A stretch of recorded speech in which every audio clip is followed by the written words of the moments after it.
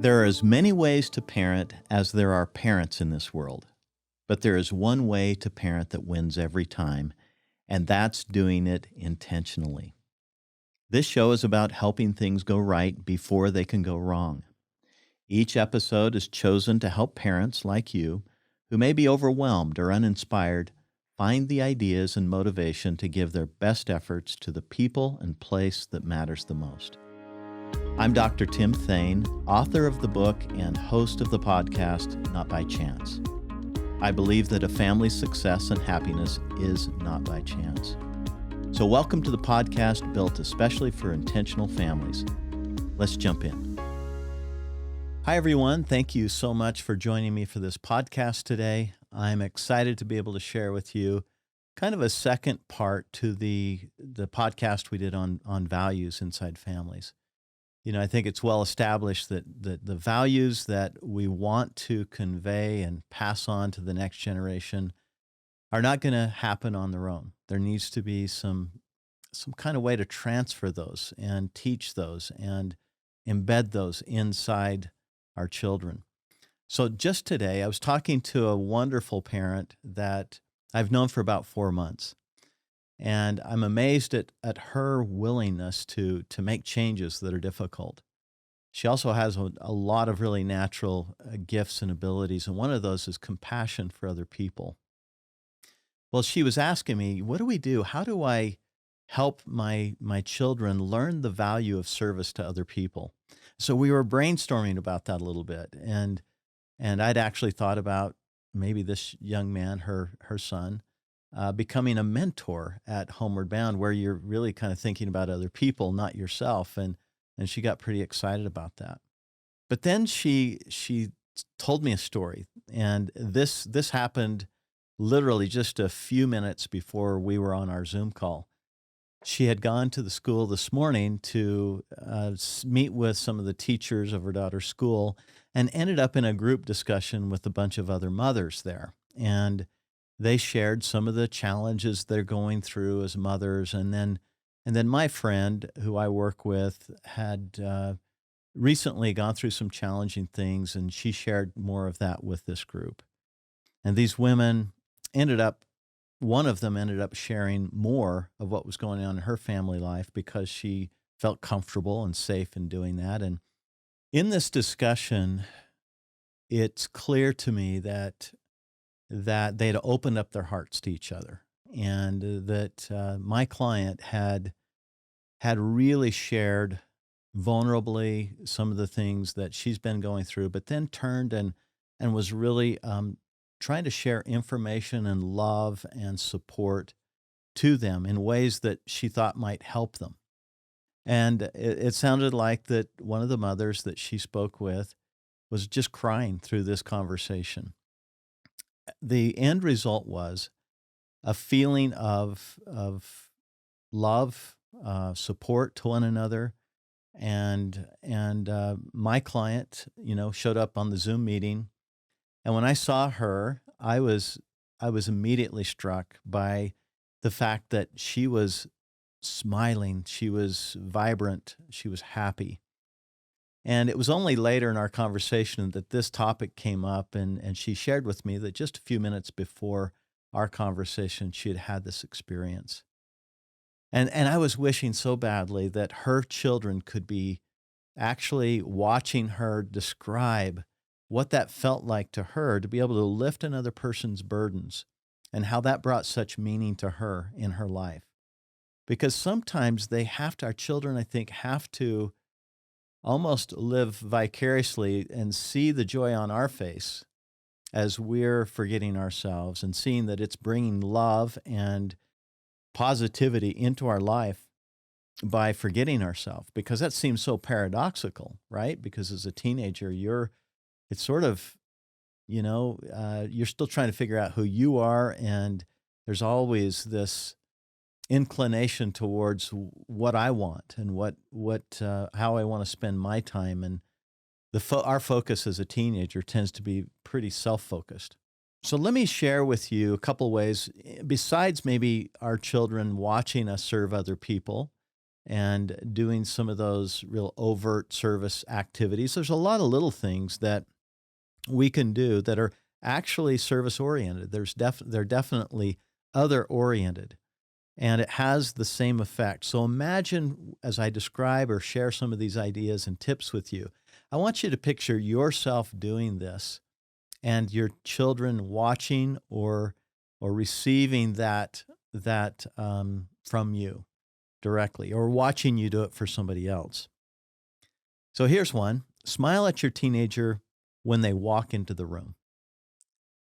Now, it's really easy for us to get engrossed in whatever it is that we're doing and just kind of gloss over the fact that they've been gone all this time and then they've walked into the room, maybe from school or from a night out or whatever. But if they saw that we were happy to see them each time, how does that feel to them? That's certainly, we're projecting our love, our interest in them to them every single time they come in. I think about a dog, by the way. I think I saw on Facebook the other day that this little kid said he knew why dogs only live, just a short amount of time compared to a human. And this little boy very wisely said it's because they already know how to love. And so they don't have to take all those years to figure out how to do this well. And if we've had a pet or a dog, we know that when we walk into the room, 100% of the time, they're wagging their tail, if not their whole body, and they are eager and happy to see us. And that feels good, doesn't it? Even from a pet. So imagine what a teenager would feel when maybe we have to do that correction at times, but then if we can turn around and be happy to see them every time they come in the room. Here's one: be open-minded when listening to ideas that seem to conflict with yours. That could be directly to the teen who might have a different idea than you do, or they think differently and you don't necessarily agree, but you're listening. One of the important lessons I think we want to teach our teens, or the values we want to teach them, is that we can be courteous and kind to other people, even if we don't agree with them. And listening is the ultimate way to be courteous to another person. So if we can do it with them, this person that probably is challenging at times to listen to and demonstrate that you can actually do both, we're going to want them to be able to do that for us in the future. So these things I'm sharing can be done either directly to them, or they might oversee these or overhear these things happening. Listen when tempted to lecture. Now, wouldn't that be great if that would pop into our mind every time we feel this inclination to lecture and teach and correct, if we would flip into listening mode? Again, I've seen the power of listening, but it's not necessarily the first step that I go to all the time. And I think that is something that I can definitely learn from, is go into listening. Sometimes I think as parents, we don't listen because we're afraid if we listen, our teen will think we agree. So it goes back to that point I made a minute ago, is that if they can see us being courteous and listening and actually being changed in some ways, but ultimately maybe not agreeing with them, they can see how those two things can exist at the very same time. I wanted to bring up today, again, the yearbook. This is the Not by Chance yearbook that came out just a few months ago. And every time I open this up, I am just blown away again by the positivity, the love, the warmth, the happiness that's inside these pages, both in terms of the pictures themselves, but also the content. And I want to share with you just a few things that pertain to this topic we're talking about right now. So on page 79 or 70, I don't have my reading glasses. Yeah, 70. It says 100 ways to promote love and positivity in life. Now, don't we all want to have that as part of our values, that we want to promote love, we want to promote positivity in life? And so it's the same kind of thing that I was reading a second ago. So, what if our kids see us say hello to strangers and project that smile and that eye contact and that friendliness to a stranger? They're gonna see that as their values or a value that we have.